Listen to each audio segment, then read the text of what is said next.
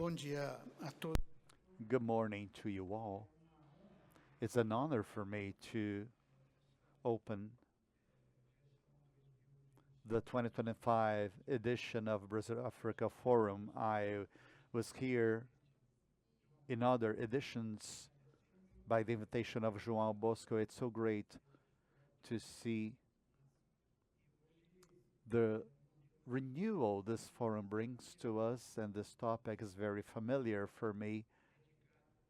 It's a topic or an area that I've been dedicated my life to in the past few years. I will speak for about 20 to 25 minutes. And after my talk, there will be a panel that I'll take part to as well. So I have a presentation to share with you. And I just realized that I had more than 30 slides, so I cut off half of them. But the full version will be available at Fome Zero Institute homepage if you want to see it completely. So I will start.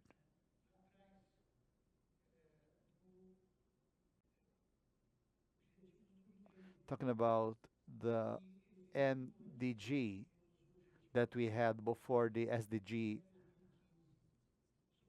up to 2015. So millennial goals have been set up from this Rio plus 20 in 2012, and it was basically the goal of making developing countries to finish poverty and misery. It was in this context that the main goals were about. Then it was replaced by what you currently know as 2030 agenda. We have less than 5 years to do this agenda. There are many other goals involved here, and the millennial goals were 8, and sustainable development goals are 17, more than twice as much as the previous one. So we have 169 targets to finish. It's way broader, including a topic that was not here, which is climate, which is the goal number 13, climate action. But it is still in the center of those goals of sustainable development, finishing poverty and misery. So these are the two topics that guide all the other goals. So why insisting on that topic? Why insisting in having hunger and misery at a center of humankind goals? This is a brief explanation.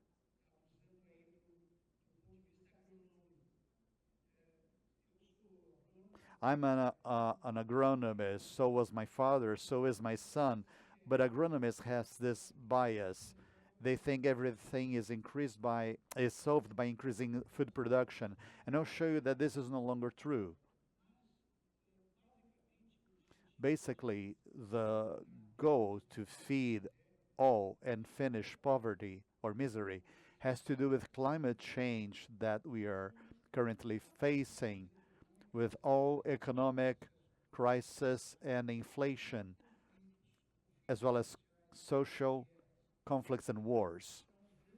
These are the biggest topics that we have around poverty and misery and hunger. So hunger and misery are a result, or they are affected by those 3 points: climate change, economic issues, and social conflicts. Now, this is just to give you an idea. What made a difference when you went from MDG in 2015 to SDG on the left-hand side in blue, you have a chart of development of the Millennium Development Goals. That was a victory journey. Most of the countries in the world reached target number one to reduce hunger by half. There was a very good moment, but right after that, when you go to Sustainable Development Goals, so when countries in the world agree that it was no longer enough to finish poverty and hunger, but we should do other things, we see that first we go through a very economic crisis from 2015 on. Then we have the pandemic. When the pandemic hit, making the number of people living in misery and hunger, it went twice as much. And now we could not go back yet to the figures that we have before the pandemic in terms of misery and hunger. And here we have a snapshot, a picture of a celebration we had at FAO to celebrate the achievement of the Millennium Goals. And you can see that among the countries that were celebrated at that time, we had several countries from Africa: Algeria, Angola, Benin, Cameroon, Djibouti, Ghana, Malawi, Nigeria, São Tomé and Prince, and others reached the goal of reducing hunger by half in 2015. So what happened? What happened after that? As I have shown, up to 2015, we can see this big difference in terms of food insecurity data done by FAO. So we have a jump in terms of food security. 2019, 2021, 22, there was a peak of that during the pandemic, and then it starts a very slow reduction on those figures. And here on the right hand side, we have the difference among different continents, and you can see that apart from Africa, the other continents are reducing hunger and poverty slowly, but Africa goes on the opposite direction, increasing hunger and poverty. So the question is, why is Africa going on the opposite direction of the Sustainable Development Goals? So in this slide, for those who don't know it, this is the hunger map that Brazil has left in 2014 and then again in 2024. On the left-hand side, we have the first FAO indicator, that is the prevalence of sub-feeding. And on the right-hand side, we have the indicator from food insecurity. So there is a small difference between those two maps, but basically both shows the countries that have reduced hunger to a minimum acceptable level, considering all the statistics. And Africa still stands out on that. And it's important to stress that we talk about Africa as a single thing, but it's not. Our moderator reminded us that Africa is a very diverse continent, and you can see the map where you see different situations of hunger and poverty within the African culture. This other map is one that we don't talk so much about, but it's even more important than the hunger map. This is the map of acute hunger.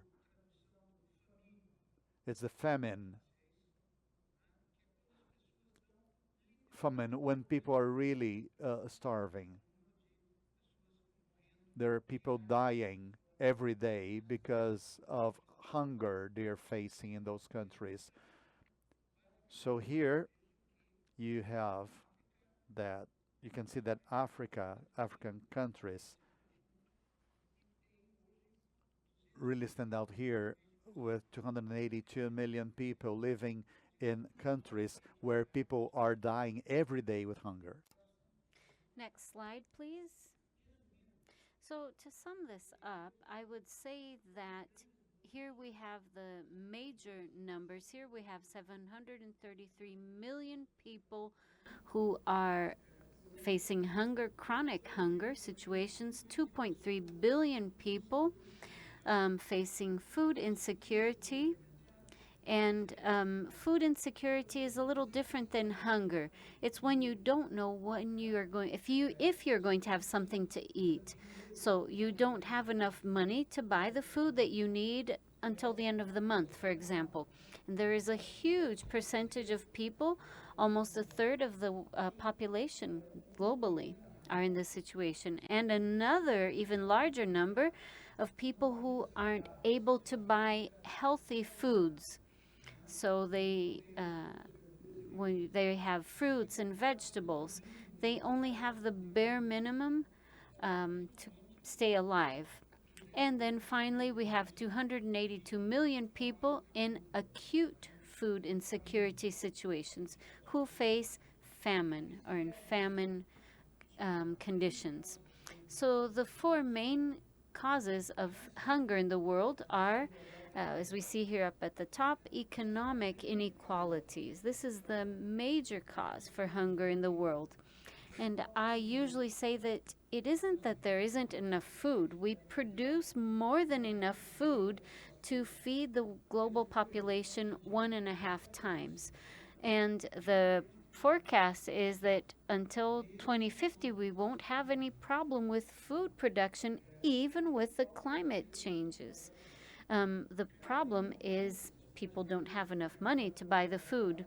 More and more supermarket shelves are filled, but the shopping carts going to the checkout are empty. This is the main cause of hunger worldwide, including in the African continent.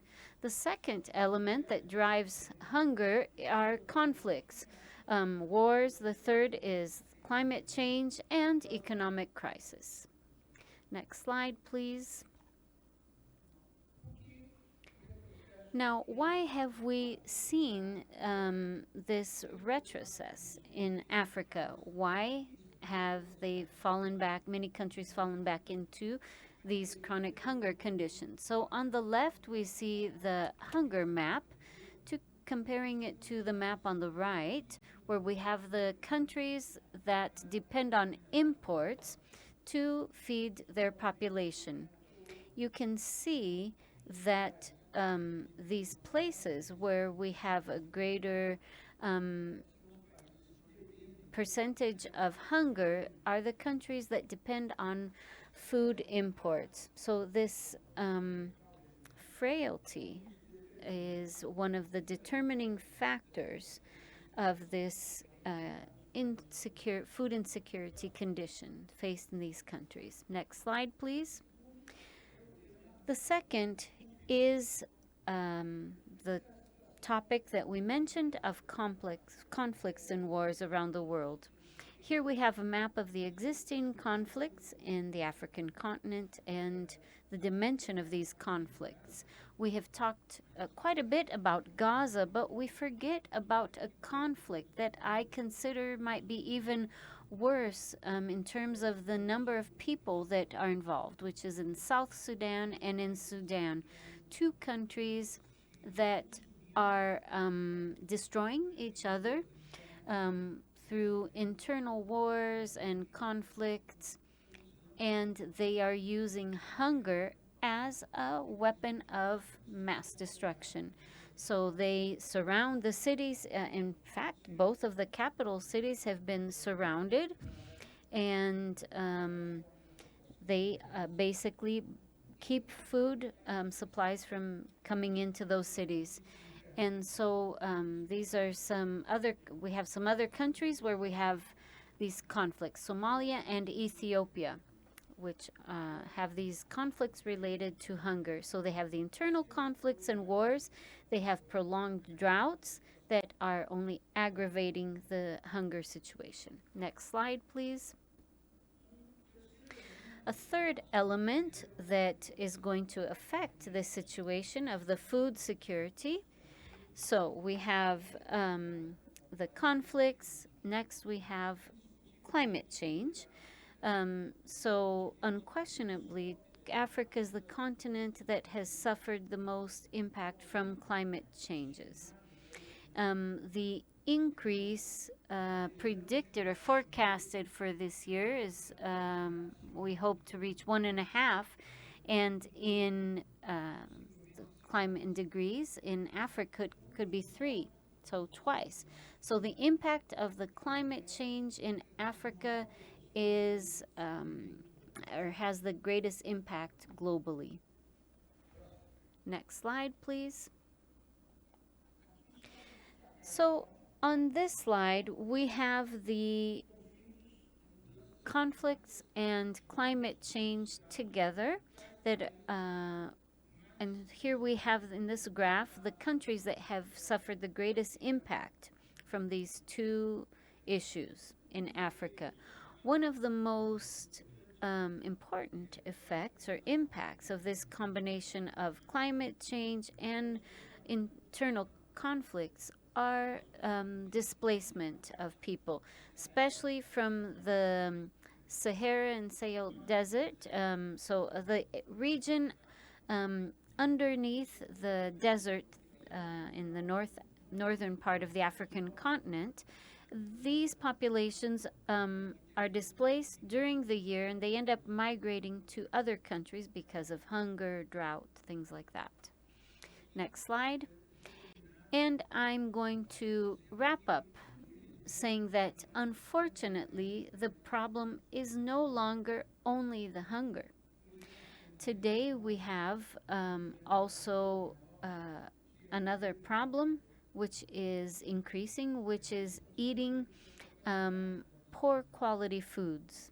So it's not only hunger, but we have malnutrition. And one of the main problems worldwide is the lack of fruits and vegetables in the population's diet. And this is caused by the very high costs of these types of foods. Half of the cost of a healthy diet in Brazil goes to a high price of fruits and vegetables. And it makes the food bill very expensive, and 30% of the population is not able to pay for these types of foods, and they substitute that for ultra-processed foods, the products where you aren't able to identify what they are made of, where that food came from. A typical example is substituting meat for sausages or other types of cold cuts. So that has led to an epidemic of obesity and all the consequences from that. So various health issues, diabetes, heart conditions, and others. So along with hunger, we also have a growing problem of malnutrition, of a poor quality of foods that are being consumed by the population. And this basically affects the urban poor and children. Today, the hunger has a different face. It's very different from 20 years ago when Brazil started the Fome Zero, Zero Hunger program. When we started that program, we started in the cities in the northeast of the country with less than 20,000 residents. So in very small cities who didn't have any type of urban infrastructure. They were considered a city because they had an agglomeration of homes. They didn't have phone lines or electricity or sewage systems. And they faced a lot of hunger. That was the hardest hunger to deal with in rural areas, but we were able to urbanize these situations of hunger. We were able, or we saw the displacement of these people to the urban areas. Today, the hunger is in the large cities, urban centers, in the people who live on the street, in the favelas, in the immigrant populations. In Africa, it's a very similar situation. In Africa, we are seeing the quickest urbanization globally than any place else in the world. People moving from the rural areas into the urban centers, just like we saw happen in Brazil in the last decades. And this has further complicated this hunger situation. So I'm going to wrap up my talk here. We'll continue it in the panel. Thank you very much.